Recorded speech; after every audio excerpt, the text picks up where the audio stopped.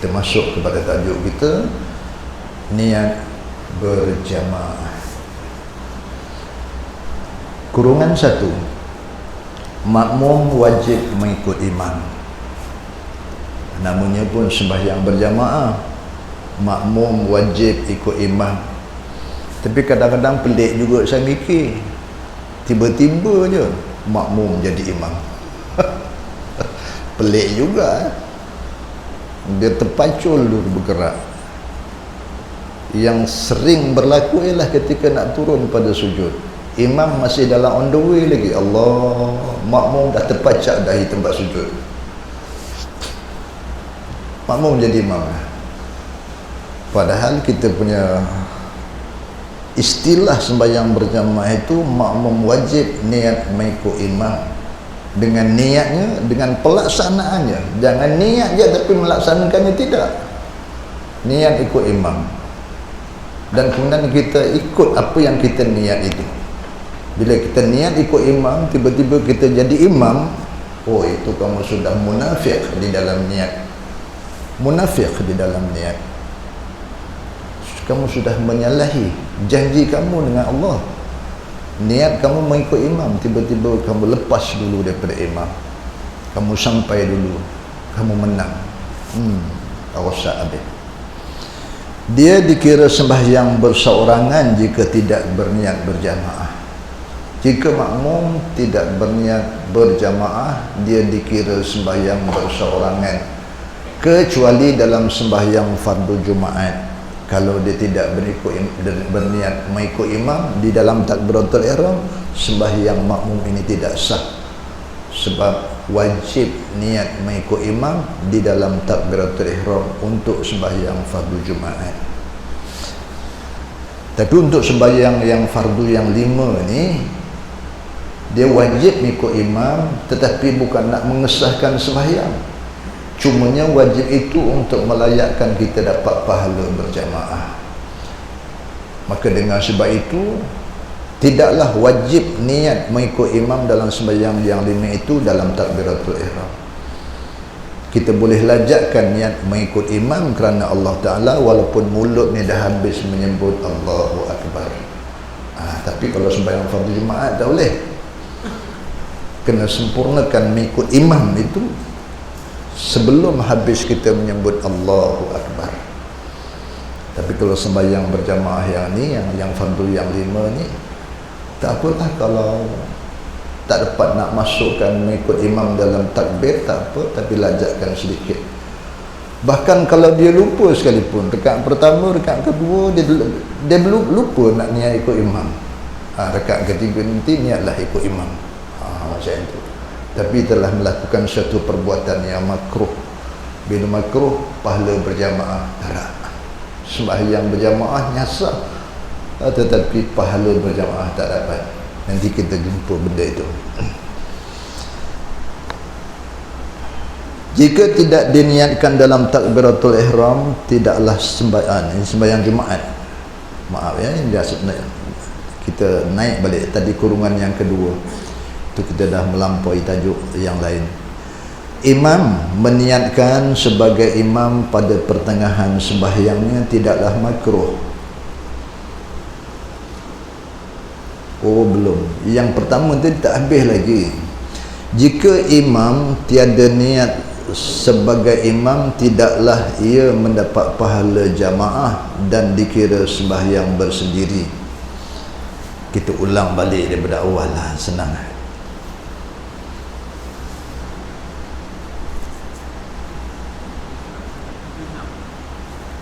Masya Allah, sudah terselak ke tuan-tuan ya? Bahaya terselak. 176, kita dah pergi 177 pula. Ulang balik muka surat 176 kurungan 1. Makmum wajib niat mengikut imam. Dia dikira sembahyang bersorangan jika tidak niat berjamaah. Dia tak dapat pahala berjamaah kalau dia tidak niat mengikut imam. Kurungan 2, bagi sembahyang Jumaat tanpa niat mengikut imam, batal sembahyangnya. Nya ini makmum, batal sembahyang makmum, tak sah sembahyang makmum kalau makmum itu tidak niat mengikut imam di dalam takbiratul ihram. Kerana niat sembahyang berjamaah merupakan syarat batal sembahyangnya. Kerana niat sembahyang berjamaah merupakan syarat sah bagi sembahyang Jumaat. Syarat sah sembahyang Jumaat antaranya ia wajib niat mengikut imam. Bila hukumnya wajib, dia kena sempurnakan di dalam takbiratul ihram. Kalau sudah lepas takbiratul ihram, baru dia digerakkan, lintaskan mengikut imam, kena ulang balik takbir. Tak sah dia. Kurungan 3, bagi lain-lain sembahyang fardu, niat berjamaah bukanlah lain-lain sembahyang fardu ni, lain-lain sembahyang fardu selain daripada sembahyang fardu Jumaat lah. Sembahyang fardu yang lain daripada fardu Jumaat, niat berjamaah bukanlah syarat sah sembahyang, tetapi syarat sah bagi mengikut imam. Syarat sah bagi mengikut imam saja. Dengan ini, jika makmum mengikut imam dengan niat ketiadaan niat, macam mana tu? Itu sebenarnya dengan niat itu, niat perkataan niat itu sebagai itu tertambah tu, terlebih perkataan. Elok tuan-tuan potong dengan niat, niat itu potong. Jadi dia berbunyi begini, mengikut imam, jika makmum mengikut imam dengan ketiadaan niat berjamaah, itu maksudnya. Ya. Dengan ini, jika makmum mengikut imam dengan ketiadaan niat, itu maksudnya. Jadi perkataan niat selepas perkataan dengan itu ya, berniat mengikut imam. Berniat tidak mengikut imam. Maknanya dia tak niat lah. Boleh juga dia artikan macam itu. Saya tidak berniat mengikut imam, macam itu pun boleh juga. Dengan niat ketiadaan niat berjamaah pun boleh pakai. Tapi dengan mudahnya, ya, cuba kita buang perkataan niat itu, jadilah dia bahasanya begini: jika makmum mengikut imam dengan ketiadaan niat berjamaah. Itu jadi tak macam berbelit sangatlah. Tapi kedua-duanya boleh terimalah. Maknanya dia tidak berniat mengikut imam. Okey. Atau syak pada niatnya, dia dah niat dah ikut imam, tapi tengah-tengah sembahyang syak pula 50. Aku tadi dah niat ke belum ikut imam? Datang pula syak. Macam itu. Maka batallah sembahyangnya. Batal sembahyangnya. Tetapi ini, jika ia menanti atau menunggu imam dengan jarak masa yang panjang. Kalau ini tak berlaku, taklah batal. Walaupun dia tak ikut imam, imam tunduk, dia tunduk, imam rukuk, dia rukuk, imam sujud, dia sujud, ikut je. Okey. Tapi dia tak niat ikut, tidak niat ikut imam, sembahyangnya tak batal. Yang menjadi batal itu sekiranya dia ada satu perbuatan menunggu imam dengan jarak uruf, dengan kadar yang lama daripada segi urufnya. Katakanlah sembahyang zuhur kan, rakaat pertama dia tak ikut imam, dia tak niat mengikut imam, lepas daripada takbir dia terus saja baca Fatihah. Dia tak ambil pun baca doa iftitah tu. Lepas baca Fatihah, dia baca surah Inna a'tainakal kautsar fasholli li rabbika wanhar inna syani'aka huwal abtar. Habislah. Patutnya dia rukuk kan, tapi tak rukuk sebab menunggu imam. Imam tak habis baca lagi. Dia tunggu sekira-kira masa dia menunggu tu sempat dia membaca Fatihah lagi sekali. Sekadar sempat dia membaca Fatihah, dia menunggu imam. Itu batal sembahyang dia. Kenapa batal? Sebab dia tidak niat mengikut imam, tetapi dia menunggu imam dalam jarak masa yang lama. Itu jadi batal. Itu maksudnya di sini, jika ia menanti, maksud menanti menunggu imam dengan jarak masa yang panjang dalam satu perbuatan, batal lah. Sebab tak ikut imam. Apa perlu kamu tunggu imam sedangkan kamu tak niat ikut imam? Jadi batal lah sembahyangnya. Tapi kalau biasa saja imam bergerak, dia bergerak,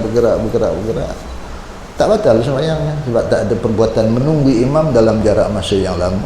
Cumanya tak dapat pahala berjamaah sahaja. Macam itu. Kurungan yang keempat, sah sembahyang makmum yang berniat mengikut imam pada pertengahan sembahyang. Sembahyang 4 rakaat, 2 rakaat pertama kedua dia belum lagi berniat ikut imam. Rakaat yang ketiga baru dia mula mengikut imam, baru dia ikut niat mengikut imam. Sah sembahyangnya, tetapi makruh tu dibenci.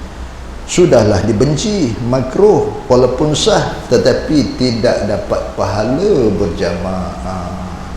Rugilah tak dapat pahala berjamaah. Mau tak mau, niat mengikut imam tu kena di awal waktu, di awal mula sembahyang, ya, di awal. Tetapi tidaklah wajib dia dalam takbiratul ihram. Boleh dilajatkan selepas habis menyebut takbiratul ihram, maka kita lajatkan dalam diri kita itu mengikut imam kerana Allah Ta'ala. Selesai dah masalah. Okay. Itu dia cerita tentang niat mengikut imam. Kemudian imam pula macam mana? Macam mana niat imam sebagai imam? Adakah macam makmum tadi, kalau terlupa niat makruh dan tak dapat pahala berjamaah? Ataupun kalau terlupa niat sembahyangnya batal sebab makmum mengikut dia sebagai imam, tiba-tiba dia tidak berniat menjadi imam? Macam mana keadaan? Kita tengok. Niat imam. Kurungan 1, imam yakni selain daripada imam sembahyang fardu Jumaat. Sembahyang fardu Jumaat ni lain dah, dia wajib niat mengikut imam di dalam takbiratul ihram. Dia wajib berniat sebagai imam di dalam takbiratul ihram. Itu sembahyang fardu Jumaat. Tapi selain daripada imam sembahyang fardu Jumaat, tidak wajib niat sebagai imam untuk sah diikutnya. Cumanya sunat sahaja. Untuk mengesahkan dia diikut oleh makmum, dia tak wajib niat diri itu sebagai imam. Dia cuma sunat sahaja. Sunat sahaja niat untuk menjadi imam. Habis kalau dia tidak niat menjadi imam, adakah makmum dapat pahala berjamaah walaupun makmum sudah berniat mengikut imam? Jawapannya na'am.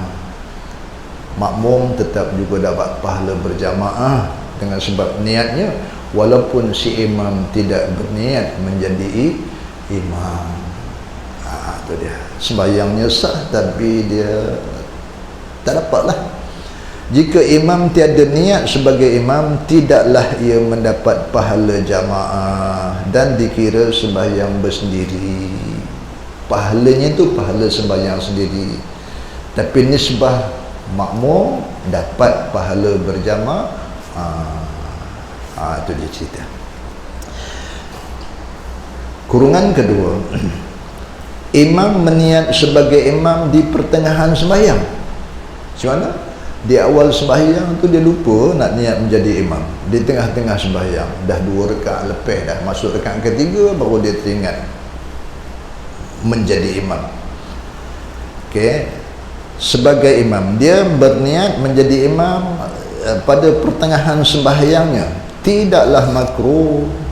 Tak macam makmum tadi. Kalau makmum makruh dan hilang pahala berjamaahnya, tapi imam tidak makruh. Ia akan mendapat pahala jamaah yang dikira ketika ia melakukan niatnya sebagai imam. Kalau sembahyang 4 rakaat, 2 rakaat pertama tu dia tidak berniat menjadi imam, dia cuma berniat menjadi imam pada rakaat ketiga dan keempat, maka pahala berjamaah yang dia dapat hanyalah rakaat ketiga dan keempat sahaja. Itu dia. Lebihlah sedikit imam ni daripada makmum. Makmum melepeh langsung walaupun dia niat di pertengahan sembahyang. Jaga-jaga makmum, jangan lupa. Sebab itu perbuatan makruh fil jamaah. Kullu makruhin fil jamaah yasqutu fadilatah. Ini kaedah dalam mazhab Syafi'i, dalam usul fiqh. yang ditulis oleh Syekh Jalaluddin Abdul Rahman Asy-Syuyuti Asy-Syafi'i, atau nama glamour dia lah Imam Asy-Syuyuti. Nama kitabnya Al-Asbah wa Nazair.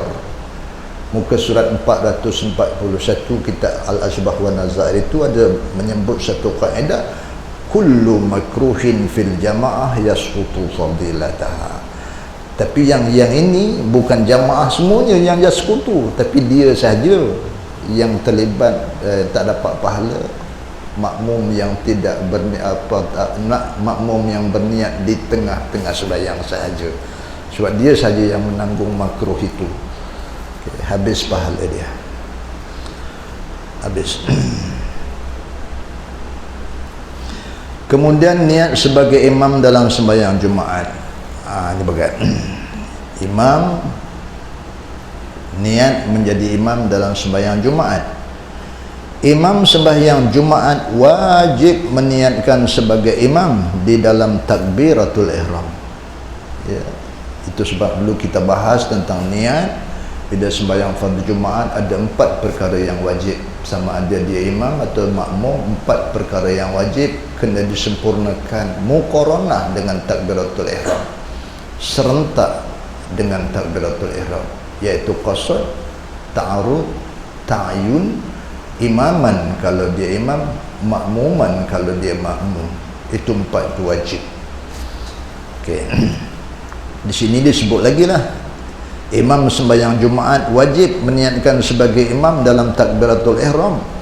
Jika tidak diniatkan dalam takbiratul ihram, tidaklah sah sembahyang Jumaatnya. Nya ni siapa? Nya ni dia lah, tak sah sembahyang dia. Sembahyang Jumaat dia tu tak sah. Habis sembahyang makmum, sembahyang makmum tetap juga sah. Ya, makmum tidak menanggung apa-apa kesilapan yang dilakukan oleh imam dalam persoalan niat ini. Kalau si imam dia tak niat menjadi imam dalam takbiratul ihram, sembahyangnya itu imam tidak sah. Tetapi sembahyang makmum yang lain sah, masih dikira sah. Okey, macam itu. Jika tidak diniatkan dalam takbiratul ihram, tidaklah sembahyang Jumaatnya ini imam, sama ada ia merupakan yang ke-40 atau lebih dalam jamaah. Sama ada imam ni dia merupakan yang ke-40, cukup maksud itu 40, ataupun lebih, yang datang itu ada 60-70 orang termasuk imam dah. Walaupun lebih daripada 40 orang, tetap juga sembahyangnya itu imam tidak sah, sebab dia tidak berniat menjadi imam dalam takbiratul ihram. Makmum yang berniat dalam takbiratul ihram tetap juga dapat pahala. Cumanya kalau ada makmum yang tidak berniat menjadi makmum ketika takbiratul ihram, maka tidak sah juga sembahyang fardu Jumaat. Ya. Macam itu. Habis. Tentang niat habis. Kelayakan imam. Siapakah dia yang boleh menjadi imam? Kurungan 1, hamba layak menjadi imam bagi makmum yang merdaheka. Hamba lelaki. Kalau hamba perempuan tak bolehlah menjadi imam pada orang merdaheka yang lelaki. Dia perempuan dengan perempuan sahaja. Maksud hamba di sini ialah hamba lelaki layak menjadi imam bagi makmum yang merdaheka. Kedua, kanak-kanak yang mumayyiz. Mumayyiz ni maknanya belum baligh, belum berusia 15 tahun. Kalau sudah berusia 15 tahun, sama ada sudah berlaku tanda atau tidak ada tanda bagi diri dia, maka jadilah dia sudah baligh 15 tahun. Kanak-kanak yang mumayyiz layak menjadi imam kepada makmum yang baligh. Makmum yang dah baligh, yang dah tua, makmum kontut je, walaupun darjah 1 sembahyang, tapi dia sudah hafiz Al-Quran, Masya Allah, bacaan yang cantik, hafiz, tapi masih darjah 1, belum baligh. Okey, tuan-tuan. Tapi kalau dia belum sunat, boleh tak ustaz kata dia? Kesana pula belum sunat. Okey. Mana-mana kanak lelaki yang belum sunat, masa dia wuduk dia kena kena celikkan, kena buka dia punya kepala tu dan dibasuh dan tutup balik. Macam tu. Sebab dalam kelopak tu, dalam kulup tu ada najis. Kalau dalam kulup itu tidak dibasuh, itu dia menjadi imam tu tak sah, sebab dia sedang menanggung najis. Jaga-jaga suruh dia kelopakkan kulit itu, helmet tu kelopakkan, kemudian basuh kepala, tutup balik. Baru boleh wuduk, baru boleh menjadi imam. Kanak-kanak yang belum mumayyiz tidak sah menjadi imam. Kanak-kanak yang belum mumayyiz ni ialah kanak-kanak yang tak dapat beza antara yang baik tak baik, yang tajam tak tajam, taik cicak ke coklat ke. Asal jumpa bitter ini, jumpa benda hitam, ambil makan, padahal tak cicak tu. Itu kata belum mumayyiz, belum pandai. Orang ni tak sah jadi imam. Okay. Tidak sah kanak-kanak yang belum mumayyiz menjadi imam. Lelaki layak menjadi imam kepada lelaki, kepada perempuan dan kepada hunsa. Tengok, lelaki layak menjadi imam kepada sesama lelaki dan kepada perempuan dan kepada hunsa, sama ada hunsa yang muskil atau hunsa yang wadih. Hunsa yang muskil ni hunsa yang tidak jelas perempuannya atau lelakinya. Yang dikatakan hunsa itu dia ada alat, dua alat. Alat lelaki ada, alat perempuan pun ada. Bila dia buang air kecil, dua-dua alat tu meleleh keluar air kencingnya. Itu kata hunsa muskil. Tetapi kalau dia buang air, dia cuma satu alat saja yang berfungsi. Kalau alatnya itu alat lelaki yang berfungsi, itu wadih, berpihak kepada lelaki. Kalau dia yang keluar najisnya itu mengikut alat wanitanya, yang lelaki tak keluar, itu wadih kepada perempuan. Yang wadih kepada perempuan boleh berkahwin dengan orang lelaki biasa. Yang wadih kepada lelaki boleh berkahwin dengan orang biasa. Itu untungnya yang wadih. Tapi yang muskil dia tidak boleh berkahwin. Allahu Akbar. Dan yang keempat, perempuan layak menjadi imam kepada perempuan sahaja. Kepada hunsa pun tak boleh. Makmum hunsa, imam perempuan tak boleh.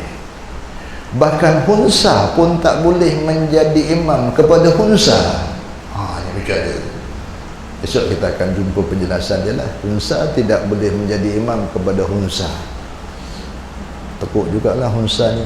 Bukan teruk macam mana, senang lah, tak payah jadi imam lah. Walaupun sesama hunsa tak boleh. Okay. Perempuan tidak layak menjadi imam kepada perempuan sahaja. Cumanya yang layaknya seorang kat dunia ni, iaitu Profesor Aminah Wadud daripada US Amerika. I am a professor. Kamu bukan profesor, kamu bodoh-bodoh belaka, kamu kena duduk belakang. Aku profesor, aku jadi imam sembahyang waktu Jumaat. Gegar ulama satu dunia bila seorang wanita jadi imam dalam sembahyang waktu Jumaat. Makmumnya ada yang lelaki, ada yang perempuan. Tapi alasannya, I am a professor. Saya orang yang terpandai di kalangan tuan-tuan, maka saya layak menjadi imam kepada tuan-tuan. Itu otak kat lutut walaupun dia profesor. Wallahu a'lam bishawab. Cukuplah malam ni sekadar ini tuan-tuan ya. InsyaAllah kita sambung tidak layak sebagai imam. Siapakah orang-orang yang tidak layak menjadi imam? InsyaAllah kita akan baca pada siri yang akan datang. Sebagai episod yang seterusnya, ada satu hajat daripada satu kumpulan. Saya bacakanlah nama ini, nama ahli jamaah. Ya, ini orang ni, mereka ni akan menunaikan ibadah umrah. Mohon kita doakan keselamatan bagi kumpulan ini. InsyaAllah kita akan sama-sama doakan. Dan mereka ini ialah pertama Hasnah binti Ahmad Ngah Teni. Yang kedua Siti Hardinah binti Mazlan, yang kedua Aminah binti Muhammad Arifin, yang keempat Jeffrey bin Ahmad, yang kelima Nur Fatin Farzana binti Jeffrey, dan yang keenamnya Muhammad Akhil Amin bin Jeffrey. Ini dalam satu kumpulan nak menunaikan haji kecil. Umrah itu adalah haji yang saghir, haji yang kecil, sementara haji yang besar itu ialah haji yang biasa. Ini mereka ini akan menunaikan umrah sunat atau disebut sebagai haji yang kecil. InsyaAllah marilah sama-sama kita doakan keselamatan. Tuan-tuan tolong aminkan doa saya lah. Mudah-mudahan Allah sampaikan hajat kumpulan ini, selamat pergi dan selamat kembali ke tanah air dengan membawa umrah yang mabrur insyaAllah. A'udzu billahi minasyaitonir rajim. Bismillahirrahmanirrahim. Alhamdulillahi rabbil alamin, wassalatu wassalamu ala asyrafil anbiya'i wal mursalin sayyidina Muhammad wa ala alihi wa sahbihi ajma'in. Allahumma innaka afuwun karimun tuhibbul afwa fa'fu anna wa 'an walidina wa 'an jami'il muslimina wal muslimat wal mu'minina wal mu'minat al ahya'i minhum wal amwat birahmatika ya arhamar rahimin. Allahumma salli wa sallim ala Sayyidina Muhammadin salatan tunjina biha min jami'il ahwali wal afat wa takhudilana biha min jami'il hajat wa tutahhiruna biha min jami'is sayiat wa tarfa'una biha 'indaka a'la darajat wa tuballighuna biha aqsal ghayat min jami'il khairati fil hayati wa ba'dal mamat wa ala alihi wa sahbihi wa sallim tasliman kathiran birahmatika ya arhamar rahimin. Allahumma inna nas'aluka al-'afwa wal afiyah fid dunya wal akhirah innaka ala kulli syai'in qadir.